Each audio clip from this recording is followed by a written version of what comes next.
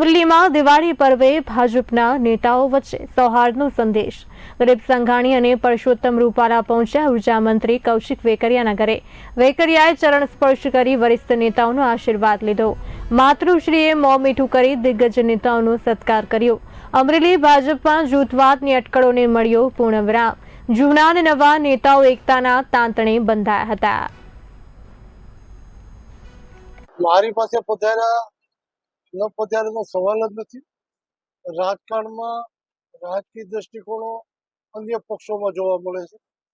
Bharatiya Janata party એક પરિવાર ક્ષેત્ર બોલતા હોય છે. જો એનો આપણે કંઈ સાંભળ્યું હોય એ કરતાં પણ ભાઈ કૌશિકભાઈના પિતાશ્રી એટલે કાંતિભાઈ, અમે બાળપણના મિત્રો, એક સાથે હાઈસ્કૂલમાં 8મા ધોરણથી અમે અભ્યાસ સાથે કરેલો, એટલે પારિવારિક સંબંધો છે. કદાચ ઉર્જા મંત્રી ન હોય કે સીએમ થાય તો પણ જે રીતે અમારા પારિવારિક સંબંધો જે હોય એ રીતે સ્વાભાવિક છે કે મંત્રી થયા પછી એના માસીની ઘરે આવ્યો છે.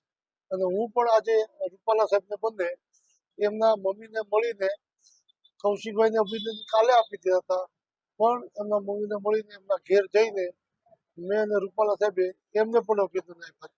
ખાસ કરીને સૌને મારી હેપી દિવાળી.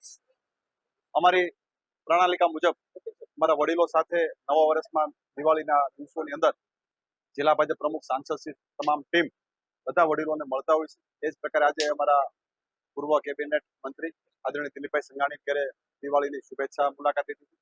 દિવાળીના દિવસોની અંદર એમના પરિવાર સાથે મળી એમના આશીર્વાદ મળી શકે એ પ્રકારની વાતચીત કરી અને નવું માર્ગદર્શન મળે એ પ્રકારે એમની સાથે વાર્તાલાપ પણ કર્યો. અને